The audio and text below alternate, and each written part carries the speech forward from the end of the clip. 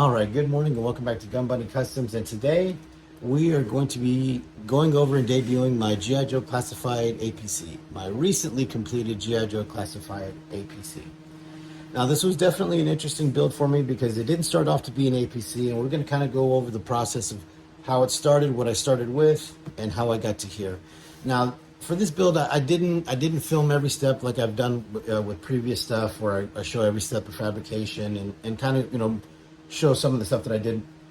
I just wanted to be able to flow with creativity because a lot of times when I do it that way, you kind of you can kind of get sidetracked with people's suggestions or comments or thoughts or things like that, or you start to kind of deal with people using that and then immediately posting it for themselves. So with this one, I didn't want that. So when this originally started off to be was actually a bridge layer. So when I was thinking of, after I finished my Dreadnought vamp, I was thinking of what my next project was going to be. And A, I wanted to do something for the good guys because I had just done the Dreadnought vamp. But B, I wanted to do something that I don't think we're going to see. Now with Hasbro saying that they're going to be releasing a lot of stuff and we're going to be seeing more vehicles over the next couple of years, there's going to be a size cap to it, right? Because you're going to start dealing with a HasLab level stuff and stuff that's going to be able to be retail release. So in that, there's going to be vehicles that we're not going to get, or just because of size limitations. Like we're not going to get a Sky Striker or a Night Raven or anything like that. So I started thinking, well, what would be some of the vehicles that I would really like that are my childhood favorites? So like I said, originally I wanted to do a bridge layer, and I started mapping out plans for the bridge layer. Some of the other ones were APC, a Warthog, a Slugger. And so, like I said, I started going down the road of bridge layer. So what I started off with was actually one of these. Let me get it centered. This is a HM Armed Forces pursuit tank that comes from that hails from the United Kingdom. And so this is I have three of them. So the first one I made the Night Force Wolverine, which I'm going to paint to be a regular release. The one that's here, and then this one. So what happened is I was going to leave this top the same to make a bridge layer out of it, but I needed to separate it from the bottom in order to remove the turret. So after I did that, and this bottom tray was by itself, it's hollow underneath there. So it follows this shape here. It's hollow. So the floor is down here, and then it goes up. So as it was sitting on my desk, I just sat a Cobra Trooper in there, and then I put more and more, and then I realized you could fit quite a few. Then I realized, man, that would make an awesome base for a personnel carrier. And then I started thinking, well, do I want to do a Warthog? Do I want to do an APC? And I started doing the research with all the real world stuff, and it ended up coming out like this. And it's just how it ended up. So it's sort of a half APC, half Warthog. So it has the look of an APC, but sort of the dimensions, if you will, of the Warthog. As you can see, it's a chunkier build as opposed to the APC, which is a little bit more elongated. And obviously, it has the tracks, and the original APC had the 6 wheels. But I tried to get all of the styling cues of the APC in there in order to recreate this look. So, like I said, I started off by just putting some figures in there, and then putting a floor in there. And then I just sort of built up from there, creating the walls. Because, it is hollow. It basically is a box, right? But it's a box that has to hold weight. It's got to hold the weight of a figure. It's got to hold the weight of itself. And so while you're doing that, you can't just put, four walls together. You have to create not only things that would be like molded in detail, because once those are stuck to it, it creates a little bit of rigidity. You have to do all this other kind of structural looking stuff, but that also needs to double as being decorative or creating certain looks that you're looking for, like here with the panels on the top part. So the base, like I said, the base of this came off of that HM Armed Forces. Everything else above it is all scratch built from styrene, except for this turret, which was 3D printed by a friend of mine by the name of Model Misfit 1138. It's a twin 50 cal turret. So let's go ahead and let's pull him up. So you have rock and roll in the gunner station right there like that. So you can see the seat comes down, and it's got enough support to hold him. And then you can see it's a nice twin 50 cal, and it's got a little bit of armoring on the side. I ended up going with railings. I didn't want them to be totally covered. At one point, I tried to make a whole dome that went on here to mimic the original one. But I ended up just kind of going with these railings to kind of mimic the way that the hiss looks around there. Because you want to still be able to take photographs of it. You don't want it completely closed off. But he's low enough and hunkered down enough to where that he's covered, but he can still see. So like I said, this top portion comes off, and then that allows these two separate. That allows you to put the figure in. And let's set him over here to the side. Okay, so then we have this hole, and this hole is there and this size for obviously multiple reasons. One, it allows you to situate the figures inside. It's big enough to get a figure in and out of the gunner, you know what I mean? So that could fit roadblock, that could fit any size figure that you want in there. So when it came to the top portion, it in the original toy, it looked like it was fabric, right? It looked like it was a soft top, right? So it's an amphibious personal carrier. It wasn't an armored personal carrier. So it was just, a seagoing, marine landing vehicle, right? Sort of like a predecessor to the Warthog. But unfortunately, my skills are limited at the point where I can't create a frame that would be strong enough to be able to pull that fabric and all that kind of stuff, and then dyeing the fabric and doing all that kind of stuff, or finding it's just easier for me to work with styrene. It's more structurally sound, and it's readily available, and I know how to work with it. One of the other things the reasons why I made it this way was to be able to put different configurations here. So like if I wanted it to, like I said, at one point, this was a Cobra vehicle that was painted up to be a 788 fire team personnel carrier. I wanted to be able to put different things like radar dishes, some kind of radar array, different kind of weapons. At some point, I thought about even like for if it was a Joe vehicle, you could make like a jump station to where the jump, they could launch here from the jump packs or land here, and same thing with like a trouble bubble for the Cobra version, to where it would be a landing pad for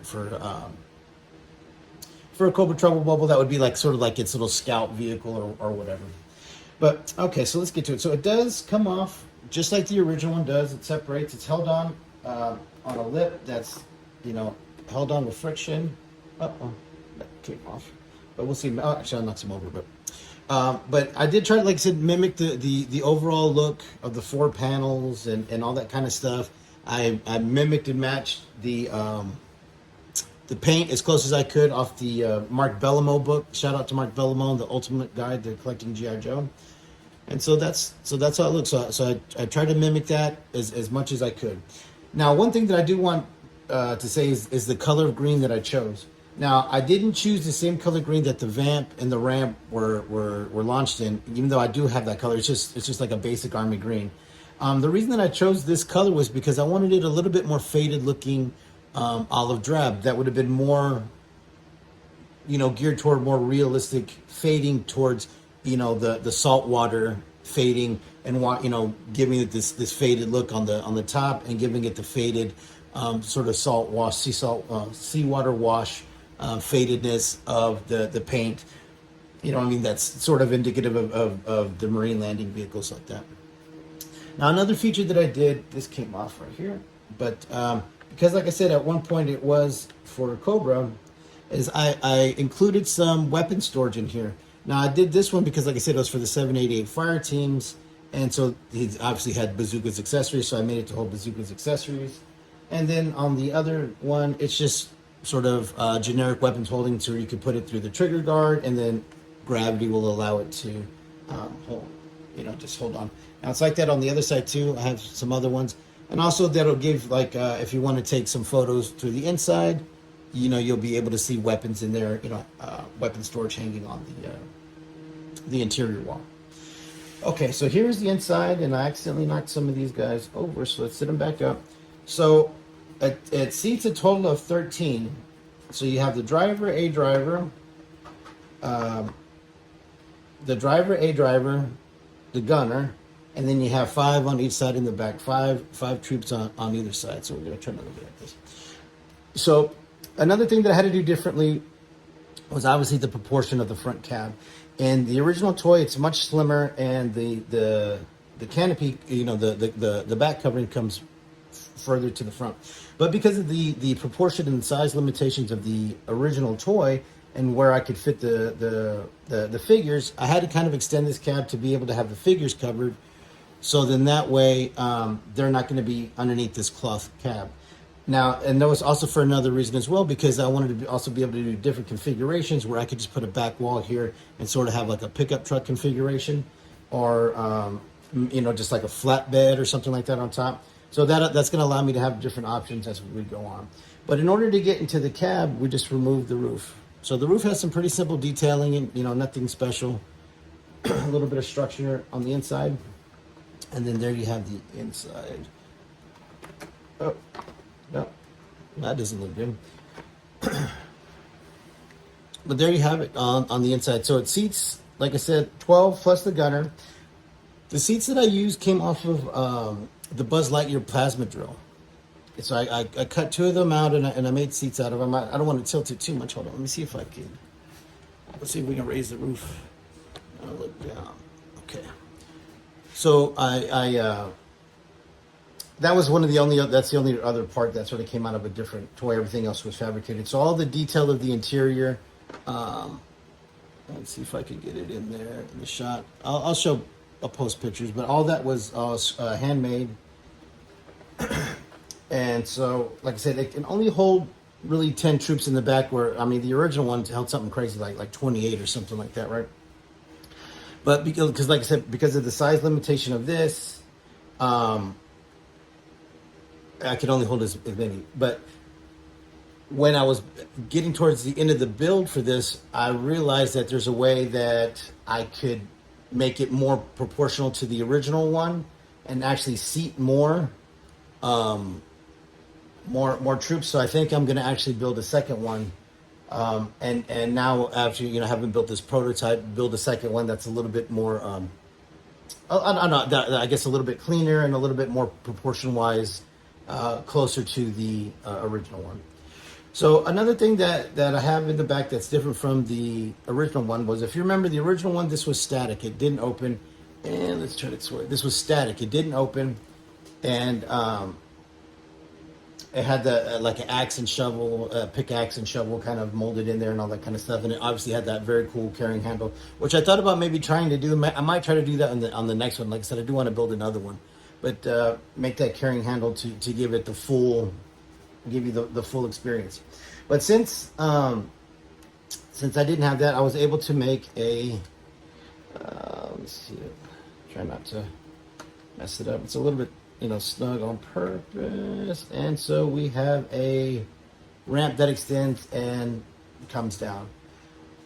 So that way they can, they can easily exit. It's a good size. It's a good width. It's approximately about the same size as the his tank one. So they do have to crouch a little bit, but that's would be actually pretty close to a real world, scenario of that, because, none of this stuff is built for comfort. Now, one thing you got to remember also at least that I try to keep in mind is when you're building a military vehicle, right?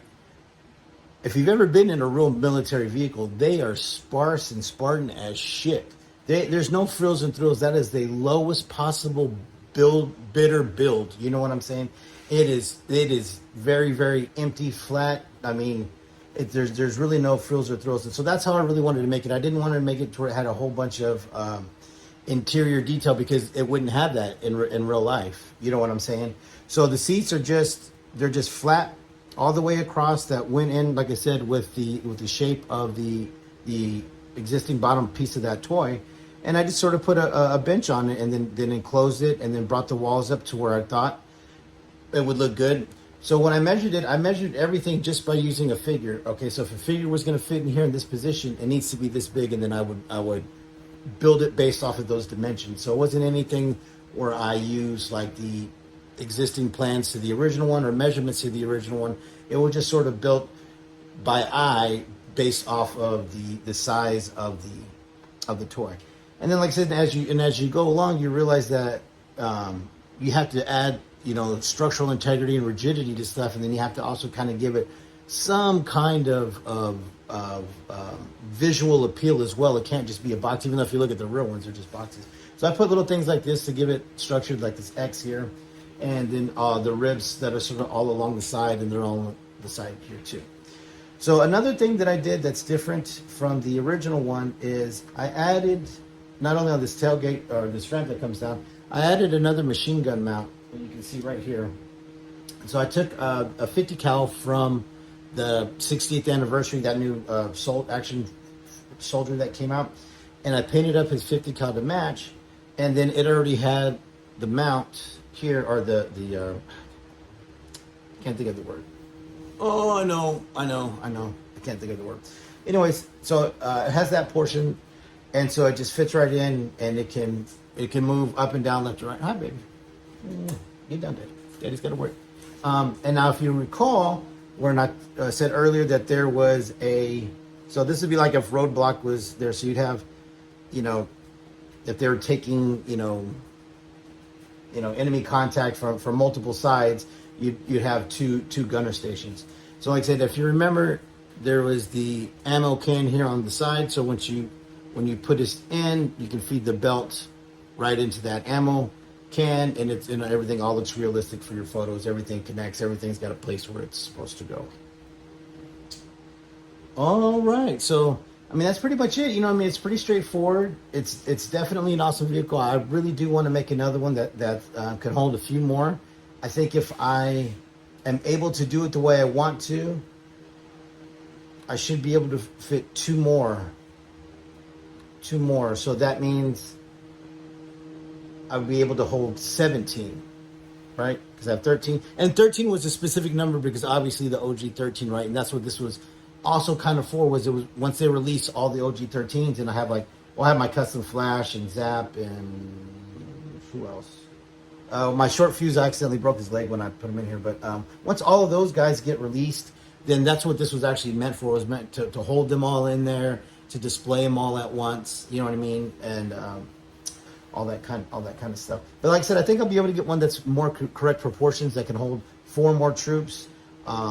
So that might be one of my next projects. Like I said, I do have another one of these, and I didn't know what I was going to do with it. Like I said, I did think about a Warthog, and I might do a Warthog just so I can have 2 different vehicles instead of 2 APCs, but we'll see. These HM Armed Forces tanks, I would say they're fairly inexpensive when you think about what you get for them. So you had it's more expensive to ship it than it is to actually buy it.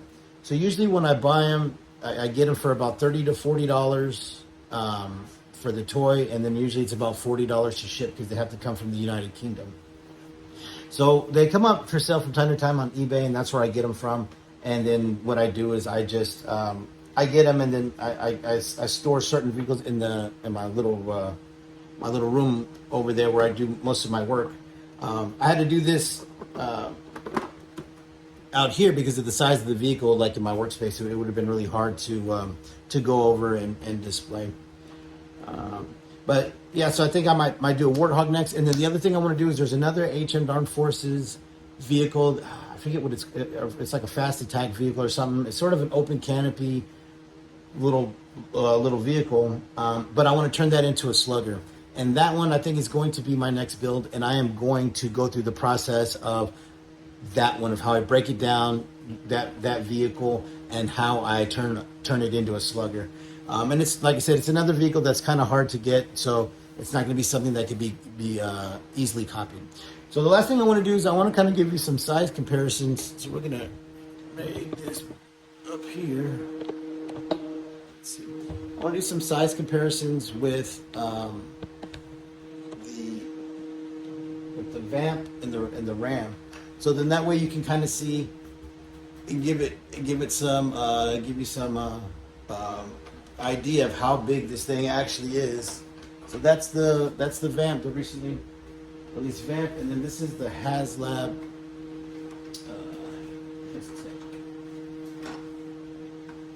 That's the HasLab His Tank.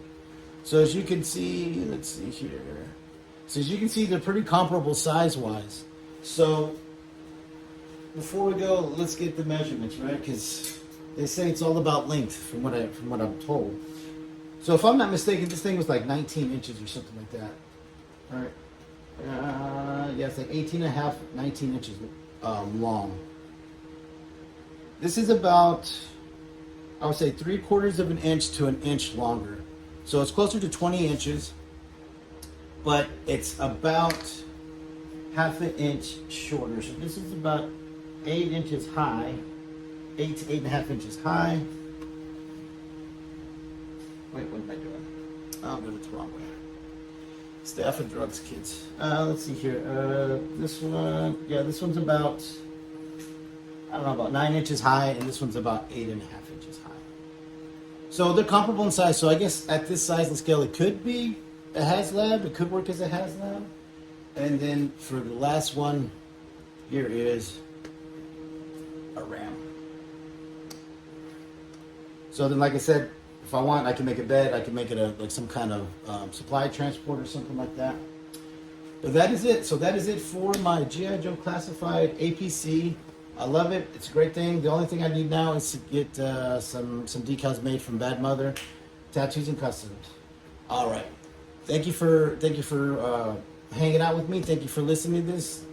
Please like and subscribe, and check out my Instagram, Gun Buddy Customs. They're at Instagram, and we'll see you next time.